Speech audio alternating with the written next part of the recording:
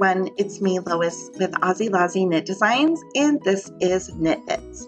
We're continuing our series on gauge, and so far we have learned what gauge is, what things can affect our gauge, how to make a gauge swatch based on a specific pattern, and also how to measure a gauge swatch. And so if you've missed any of those videos, don't worry, because they're all in the playlist Knit Bits Gauge, all about gauge I think it's called. And so you can go back and just watch any video that you missed to be caught up. In today's video, we are going to be troubleshooting gauge swatches, but before we get into that, we actually need to look at what it means if you have too many stitches in your 4-inch gauge or too few stitches in the 4-inch gauge, because I think that sometimes this can cause like a lot of confusion, especially for newer knitters. And so if we can avoid confusion, right, that is always the best thing to do. Learning to knit is a lot. It's a lot to learn all the things.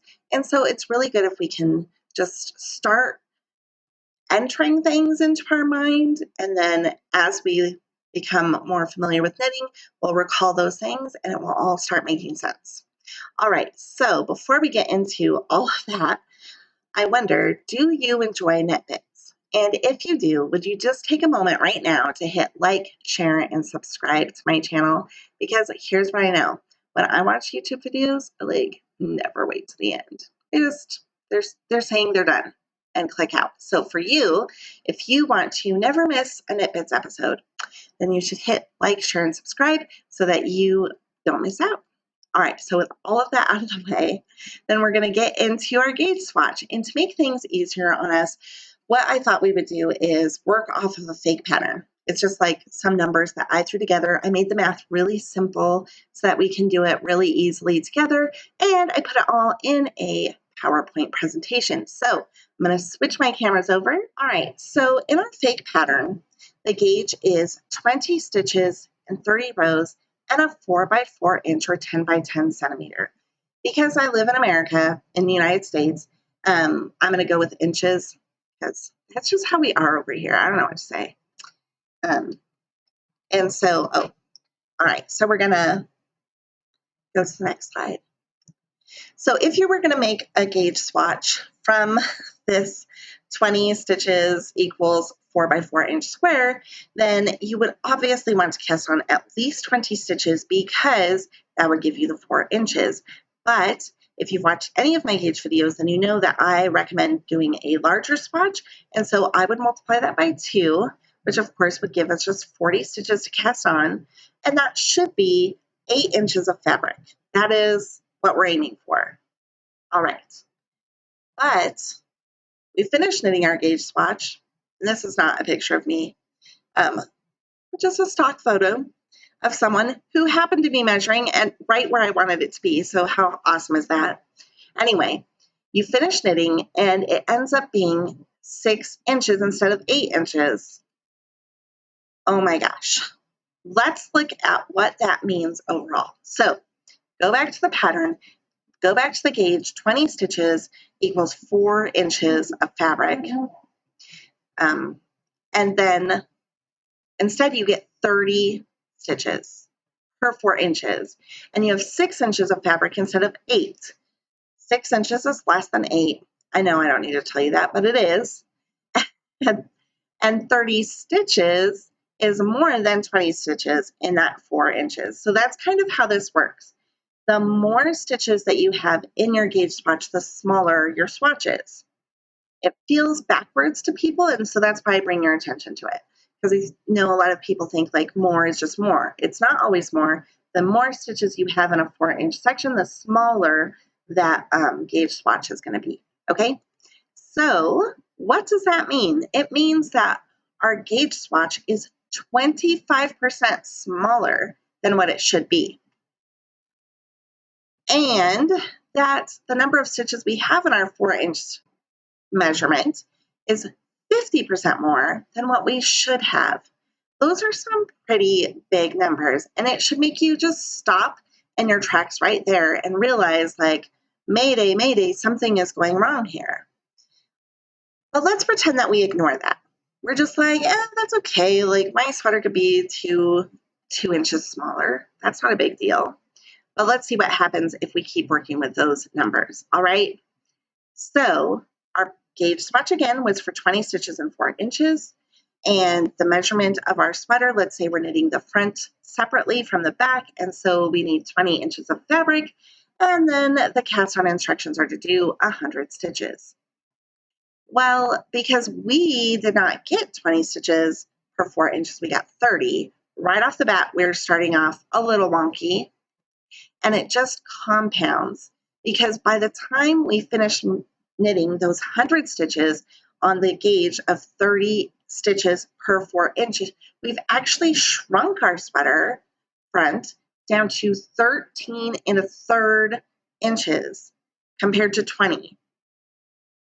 So that means our sweater is 33% smaller than what it should be. And that is significant. Like, let's just imagine for a minute that we bought a sweater and we threw it in the dryer. I'm sure that everyone has done this. And you just threw it in the dryer, and then what happens? It shrinks, right? If it shrank by 33%, you probably couldn't wear that sweater anymore. And that's exactly what's going to happen with your knitting, right? So that's why gauge matters so much. So let's take another example because we did more stitches and now I want to do less stitches. We're going to do the same thing, right? We've got our gauge, 20 stitches per 4 inches, and we're going to make the gauge swatch supposed to be 8 inches big. And so that's 40 stitches that we cast on, and then we measure. It would have been so awesome, guys, if I found a stock image that had 10 inches, but I didn't. It's okay. I found this one instead. So we measure, and we end up with 10 inches, which means that we've got 16 stitches per 4 inches. And right off the bat, you might be like, whoa, like that's so much better. And you know what? It is. It is so much better. But we still want to look at what that's going to mean in our overall pattern. Because 16 stitches or 10 inches of swatch instead of 8 inches, that's a 2-inch difference. So if you remember from our previous example, right, we were off by 2 inches. And now we're off by 2 inches again. And our stitch count is off just by 4 stitches. So while those numbers look better, like it's still 2 inches, but now it's only 4 stitches, everything still is going to compound. So let's take a look at what happens. Oh, before we do that, back up. Just to bring to your attention, because this is the confusing part, the lower the number of stitches we have per 4 inches or per inch, the larger our item will be. Like if you cast on, I can't think. If you cast on 40 stitches, right, and you're getting 30 stitches per inch, you get 6 inches of fabric. If you cast on 40 stitches and you're getting 20 stitches per inch or per 4 inches, then you're getting 8 inches of fabric. If you're getting 16 stitches per 4 inches, you get 10. So we can see how that all works together. Okay, next. So then that means that our finished product, just like in the previous example, is 25% larger fabric. It's bigger, right? By 25%.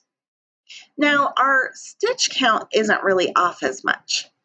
And it's just at 20% less than what we should have, which in our previous example, if you remember, it was 50% more stitches than we should have.